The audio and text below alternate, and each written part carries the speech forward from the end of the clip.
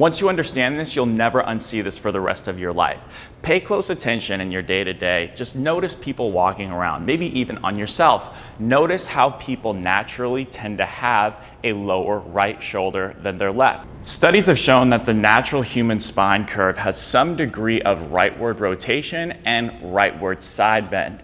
This means that the normal person has some degree of right bias within their body. The diaphragm is about a 10-pound organ. We also have a liver which sits predominantly on our right side, and this means that we are naturally gravitationally biased towards being in our right side. There are also some natural brain or neurological asymmetrical considerations at play here too, but ultimately we understand this pattern as the left AIC pattern, which I have a lot more information of in terms of how it relates to the entire body in a video I will link down below. But we're going to focus on the shoulder for now. When this right side is down and depressed, we tend to have a more collapsed chest wall on the right side. This shoulder tends to be in more of an internally rotated position. So the humeral head right here is slid forward. Left side tends to be up and in a position of more external rotation, meaning that these ribs are more open and this humerus and shoulder tends to be more externally rotated. And the sternum is overall facing the right side. Almost all of these people with a lower right shoulder will present with a more limited, compared to the left side, shoulder internal rotation, but better shoulder external rotation. Likewise, the left side has better internal rotation, but worse shoulder external rotation.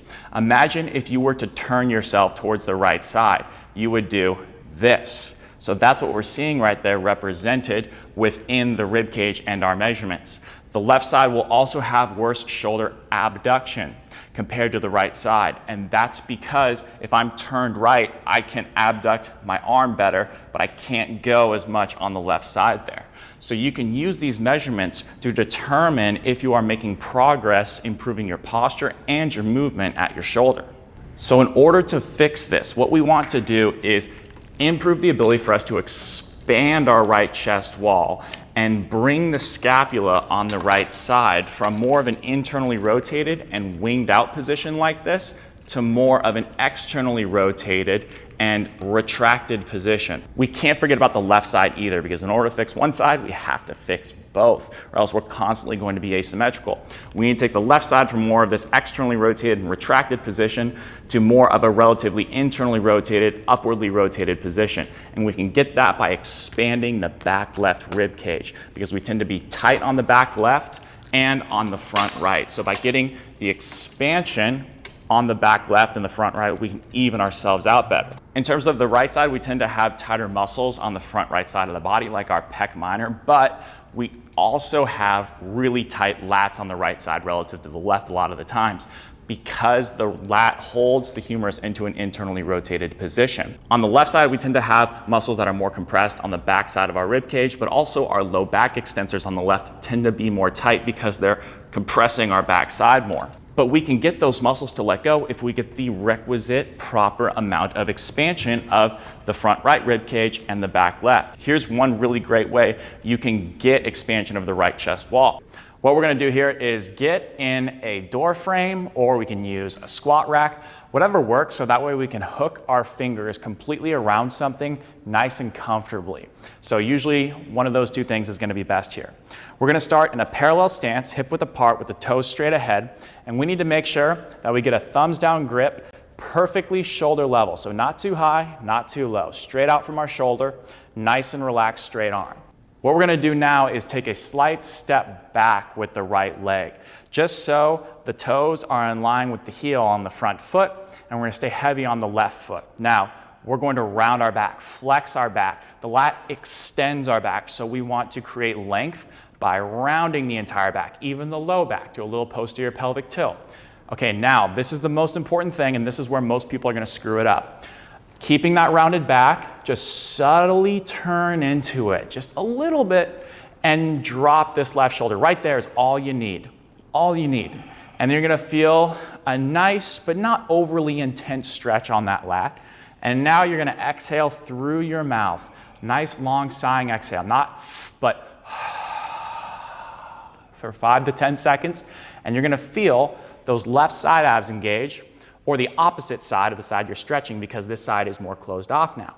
Maintain that slight side ab engagement at the end of that exhale, And then close your mouth, inhale through your nose, and feel this stretch out even more. 5-second silent inhale. So we're not trying to go really hard, we're just trying to ease our way into this.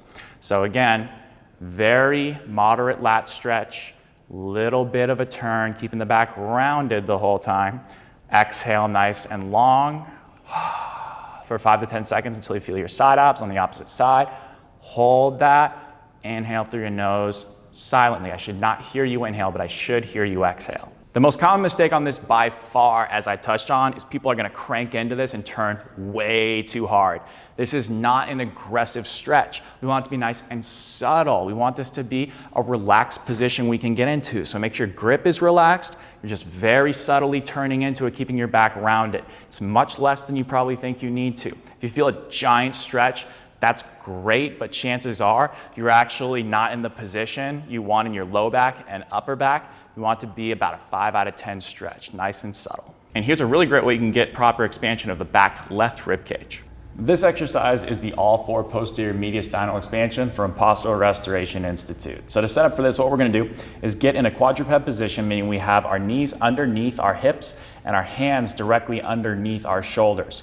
So what we're gonna do here is get a little bit of a book underneath the side where we want to push the ribs back on. So we're trying to get this back left side to open up. The book is underneath the left hand here. And what we're gonna do is maintain a soft bend in the elbows, but reach through the floor and push our ribs back a lot. Imagine there's a hand on your back and you're really reaching those back ribs towards the ceiling there. There's gonna be a lot of flexion in your back, and that's good. You should also have a slight tuck of the hips right here. Your weight should be spread 50% between your hands and your knees. And now you should feel a tiny bit of a stretch in your upper back. We're gonna maximize that more with the breath now. So big, long exhale through the mouth, side out. That full exhale is gonna get you to feel your side abs on both sides. And what you're gonna do is maintain a little bit of that side ab tension at the end of the exhale. The exhale should be about 5 to 10 seconds. And then inhale through your nose, maintaining that slight ab tension. You're gonna feel this area expand back here where the book is. On that side should expand more. You should feel more of a stretch back there. A general rule would be a nice, soft, long exhale. So we're gonna close all this down with that full exhale, which is gonna force air to go back into that upper back. So general rule is soft, long exhale, gentle, silent inhale. And that's going to allow you to really open up this space back here and use your diaphragm well. The other thing to look out for is don't shrug into your ears. Keep your shoulders out of your ears. Keep a soft bend in the elbows. Now, while we're focusing mostly on stuff up here in the shoulders, we can't forget about the pelvis as well, because the pelvis position is driving us and keeping us in this asymmetrical position as well. So if you want to learn more about that, check out my left AIC video, but also you can check out my beginner body restoration program, which naturally addresses underlying human asymmetrical patterns and helps us improve movement limitations and also our posture. Now, once we expand those areas, we'll know that once we see a pretty good improvement in our right side shoulder internal rotation and our left side shoulder external rotation and abduction, we're ready now to target musculature that will help improve the positioning of our shoulders. The way we're gonna do that is to target muscles on the right side, like the long head of our triceps, which attaches on this lateral border of the scapula. So when it contracts, it can pull the scapula down into more of an externally rotated and downwardly rotated position alongside with the low traps. The low traps are going to help us do that as well. So we want to get in a position that will allow us to feel the low trap and tricep working together, but also still get some expansion of that right chest wall. And here's a really good way you can do that. Once we have an appropriate seat height where we have a 90-degree bend at both our knees and our hips, we want to roll back our pelvis until we feel both of our sit bones, or those bony protrusions in each butt cheek, or your ischial tuberosities. And then place your hand on your left side right there, those left low ribs, Trevor, and then I want you to exhale and side bend to the left. Good. That should engage those left outer abs, and you should also feel your left sit bone more than your right, but still keep your right one on that bench or chair, whatever you're using. And then, Trevor, I'll have you extend your right arm off to the side so he's got a little bit of a gap right here in between his humerus and also his trunk, and that should engage the muscles on his tricep, back of the arm, and then the lower right shoulder blade, which is his low trap. He's going to hold that position as he breathes in through his nose, out through his mouth. Upon exhaling more through the mouth, gentle exhale, he's going to feel those side abs engage even more. I want you to hold that compression in your side abs, Trevor, as you inhale through your nose, and that should give you some expansion in the chest on the lateral side right here and also right here on the right side.